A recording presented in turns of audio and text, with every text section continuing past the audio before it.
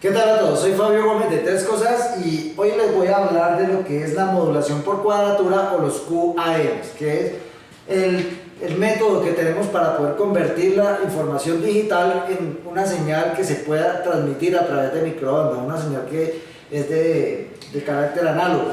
Entonces, ¿cómo modulamos y cómo demodulamos? Vamos a ver primero cuáles son los cambios que sufre la señal a través de una transmisión digital de un punto a otro punto remoto. Primero a nosotros nos entregan una señal digital que llamamos banda base. Esta señal banda base aparece en muchos más segmentos, digamos más cosas en los radios, pero vamos a hablar de las partes básicas y típicas que tiene un radio de microondas. Esto ingresaría directamente entonces a un modulador y este modulador entrega una señal que nosotros ya llamamos IF o frecuencia intermedia. Aquí ya se convierte en una señal análoga, entonces este modulador es el que realmente va a hacer esta tarea de convertirlos en modulación QAM. Nos va a entregar una IF que ya es una señal análoga que vamos a poder enviar al espacio. Pero ¿qué pasa? La IF todavía no tiene características y la IF es igual para todos los canales que se modulan. Los moduladores siempre son iguales. Después viene convertirlo en RF y asignarle una frecuencia a ese canal de RF que se va a transmitir. Para esto viene a otra etapa de otro elemento que se alimenta desde un oscilador local, que es quien define la frecuencia con la que se va a transmitir esta señal. Entonces aquí ya sale una señal de RF que va a ser la que va a estar en el aire, y esto se llama el up converter. Entonces el up converter hace un proceso de sumar o de restar, depende de cómo esté configurado, la frecuencia intermedia con la del oscilador local. Entonces tengan en cuenta, la frecuencia intermedia es del orden de los 70 o 140 MHz, aunque los fabricantes ya están utilizando frecuencias designadas por ellos de manera propietaria. El que realmente define la frecuencia de RF de microondas es el oscilador local, que ya está oscilando a una frecuencia muy cercana a la que se va a transmitir ya en microondas, en gigahertz, y se le suman o se le restan estos 140 MHz para que se haga una frecuencia de RF. Esta señal ya es la que se puede transmitir, pero ¿qué pasa? Todavía es muy débil. El up converter simplemente hace el cambio y después entonces esto tenemos que pasarlo por un amplificador. Correcto, del amplificador pasa a algo que llaman las cadenas de filtros, que es donde se mezclan con otros canales y van a hacer varias cosas, y si no simplemente para hacer un proceso ahí de eliminar ruido y otras cosas. Hay unos filtros y otros asuntos, y de aquí sale ya para la antena. Perfecto, y se va las microondas para el espacio. En la parte de recepción, ¿qué sucede? Llegan las microondas y es todo el proceso inverso. Entonces primero pasan por los filtros también que separan todas las señales de RF. Después pasa a otro señal muy parecido a este, pero se llama el down converter. También se alimenta con un oscilador local que está asociado con este en cuanto a frecuencia para que puedan detectar la misma, y la señal de IF es la que entrega él. Esta señal se le entrega al demodulador y el demodulador nos entrega nuevamente nuestra banda base. ¿Correcto? Hasta ahí vamos bien. Entonces, ¿qué vamos a estudiar acá? Esta parte y esta parte. ¿Qué es lo que hace el modulador y el demodulador para podernos convertir la banda base en IF? Y para poder hacer todo este procesamiento y después la IF volverla a regresar a la banda base. Entonces, vamos a ver primero acá un concepto para mirar cómo es que se digitaliza, cómo es que se vuelve análoga esa señal. Vamos a hacer acá un plano cartesiano, con las coordenadas están dadas por I y Q, y aquí vamos a hablar de que podemos colocar cualquier punto, lo podemos representar por un vector. Entonces, hablemos de este punto. ¿Cómo lo representaría yo? Como un vector en este plano, y con coordenadas polares yo puedo decir que tiene un ángulo y una magnitud, y eso me representa este punto en ese plano.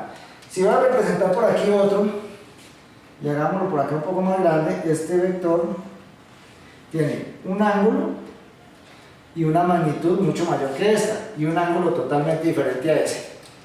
¿Listo? ¿Para qué es esto? Para que veamos qué es lo que va a hacer la IF. La IF lo que realmente va a hacer es lo siguiente. La IF o frecuencia intermedia es una señal donde se van a generar, cuando hablamos de que la frecuencia intermedia es de 70 MHz o de 140, digamos que esa va a ser la señal típica de una onda seno que se está enviando. Y esta onda sinusoidal, como ustedes saben, tiene una representación, obviamente esto tiene un periodo en tiempo, pero me quedó un poco torcida, pero bueno. Este ciclo tiene un equivalente en este plano del ángulo como tal. Este sería desde 0 y esto sería los 360 grados, ¿correcto? Esto acá en la mitad sería 180, acá sería 90, o esto sería 90, y esto sería 270. Entonces, ¿qué pasa? Yo esta señal que envié a través de esa frecuencia intermedia la puedo desplazar, la puedo mover para adelante o para atrás y enviarla con un desfase. Cuando yo la envío con un desfase, es el desfase que yo necesito para empezar a indicar uno de estos vectores. Entonces, por ejemplo, si yo voy a indicar este vector que es de 45 grados de desfase, ¿sí? Entonces voy a hacer un vector que inicie 45 grados después, que sería algo así como por acá en la mitad. Entonces ese vector iniciaría por acá y estaría realmente desplazado. Esto me estaría indicando este vector con un desplazamiento de 45 grados. En la amplitud, asumamos de que esta es la amplitud que estamos dando acá, entonces ahí estoy enviando esta información de este punto. Si yo a esa señal le inyecto un vector que esté desplazado 135 grados, ¿sí? Que sería 90, serían 135, sería como por acá. Y fuera de eso es un poco de menos amplitud, más pequeña. Entonces vamos a hablar ya de que estamos enviando una señal desplazada 135 grados, que sería algo así como esto, y aparte de eso, y aparte de eso es mucho más pequeña. No sé si me quede de pronto, no me quede muy bien hechas las curvas, pero esa es la idea. Esta es una señal que si ustedes la proyectan, ¿sí? Es la misma que había acá, pero la desplacé 135 grados.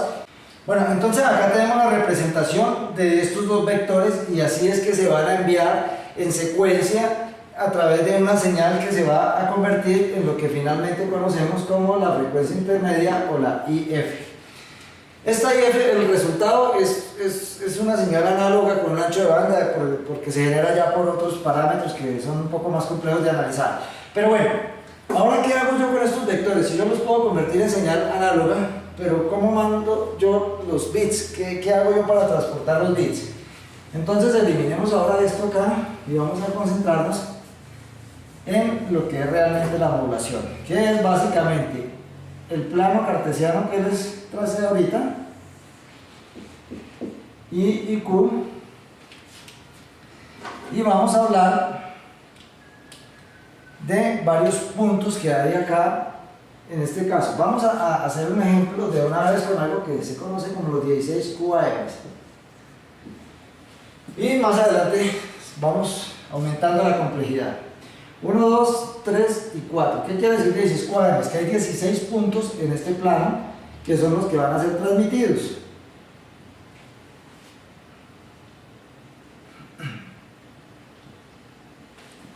Son 16 puntos en total, en los de a 4 en cada sección. Entonces, estos puntos, ¿qué significan?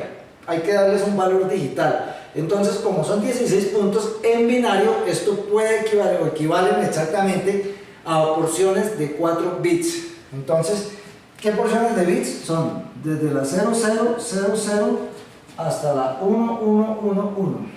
Y esto va pasando de la siguiente manera: 00, 01, 10 y este sería el 11. Bueno, ¿qué es esto? Vamos a ver cómo está construido 0, 0. Aquí están todos los que empiezan por 0, 0. Aquí están todos los que empiezan por 0, 1, los que empiezan por 1, 0 y los que empiezan por 1, 1. Y acá obviamente se hace también 0, 0, 0, 1, 0, 0, 10 y 0, 0, 11. 0, 1, 0, 0, 0, 1, 0, 1, 0, 1, 10 y 0, 1, 11. 11, 0, 0, 11, 0, 1, 11, 10 y 11, 11. Y acá 10, 0, 1, 10, 10 y 10, 11. Bueno, esto sería la modulación en 16 QAMs. Cuando yo voy a transmitir la información, entonces la banda base capta la información y empieza a partirla en porciones de 4 bits, y estos 4 bits vienen y les da una asignación. Entonces si la porción dice es el 10-10, entonces venimos y el radio lo hace muy automáticamente con unas cosas que tiene ahí. El 10-10 sería este, entonces simplemente envía un vector que tiene este desfase y esta amplitud, y así se convierte en IF. Perdón. La recepción, la IF también detecta lo mismo y vuelve y nos entrega la banda base. Como les decía, hay muchos más elementos mezclados, obviamente, cuestiones de filtros, de mejoramiento, corrección de errores, etcétera, lo que se llama el FEC y muchas cosas más, pero aquí vamos a ver es básicamente la modulación como tal, cómo trabajaría. Bueno, estos son 16 QAMs. Ahora, ¿qué le pasa si yo les digo que tenemos 64 QAMs? O 128 o 256?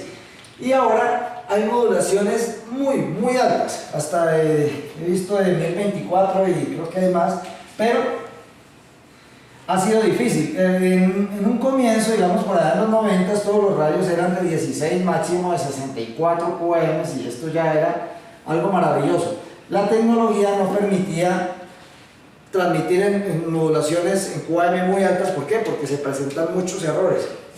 ¿Y cómo se presentan los errores? Cuando yo tengo esto ya lleno de más punticos por acá, que ya no son, por decir, si fueran 64 QAM, serían de 16 en cada cuadrante, ¿sí? Entonces, ¿qué pasa? Resulta que la identificación del punto que yo quiero transmitir, que realmente va como una función de onda con determinada amplitud y determinado desfase, me quiere apuntar precisamente acá. Pero todo lo que sufre la señal por los elementos, por el transporte, por la transmisión en el espacio libre, por muchos factores, hace que esto estos puntos que van a entregar acá empiecen a dispersarse. Y se dispersan de tal manera que en algún momento podría llegar a confundirse con uno de estos puntos que están acá, ¿sí? Entonces van a haber unas zonas donde realmente se pueden presentar errores. Ahí esos son errores de bits que se van a detectar con un medidor de errores y dice, acá llegó un error de bits. ¿Qué pasó? Que el punto llegó en una zona donde es difícil identificar y el radio lo confundió y lo asoció con un punto vecino.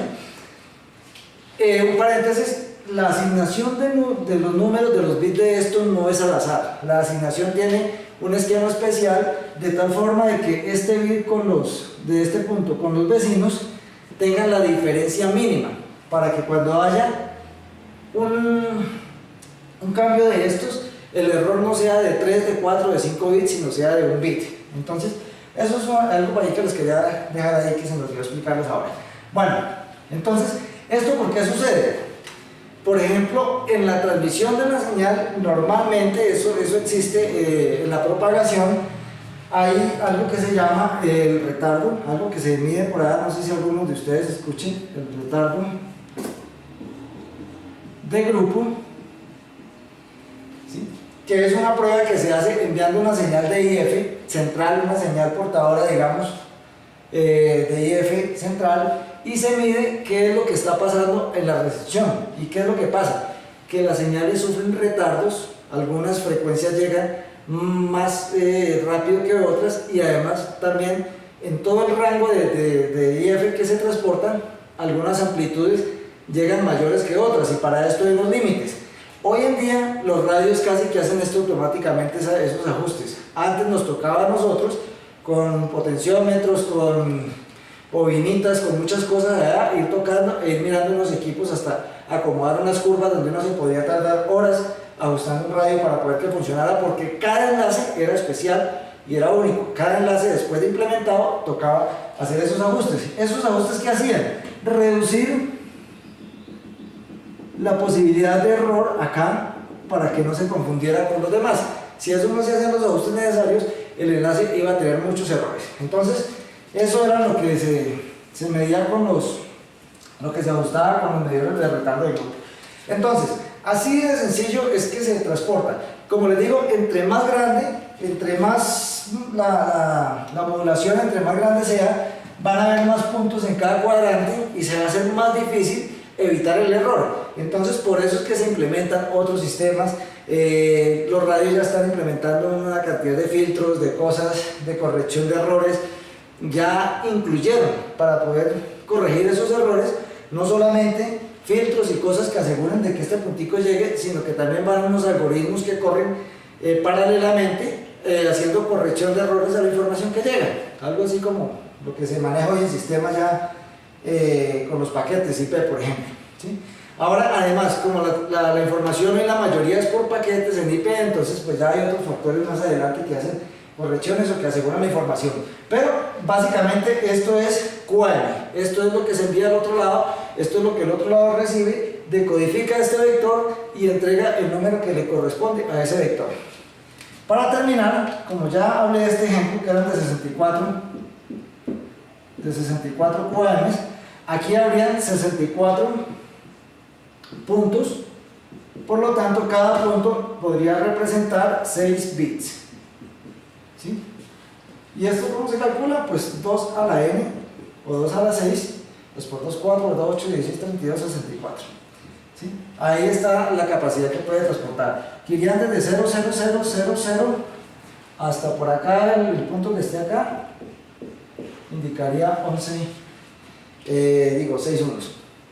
Bueno, aquí les dejo para que tengan en cuenta, para que sepan más o menos qué es lo que está pasando dentro de los radios y cómo es que se está transportando la información. En otro video vamos a hablar de las bandas bases, vamos a hablar de un poquito más de todos los mecanismos que hay para corrección, de qué es Nyquil, los filtros, etcétera. Pero por ahora quería dejar esto que es lo básico para entender QAMs. Muchas gracias y nos vemos en otro video.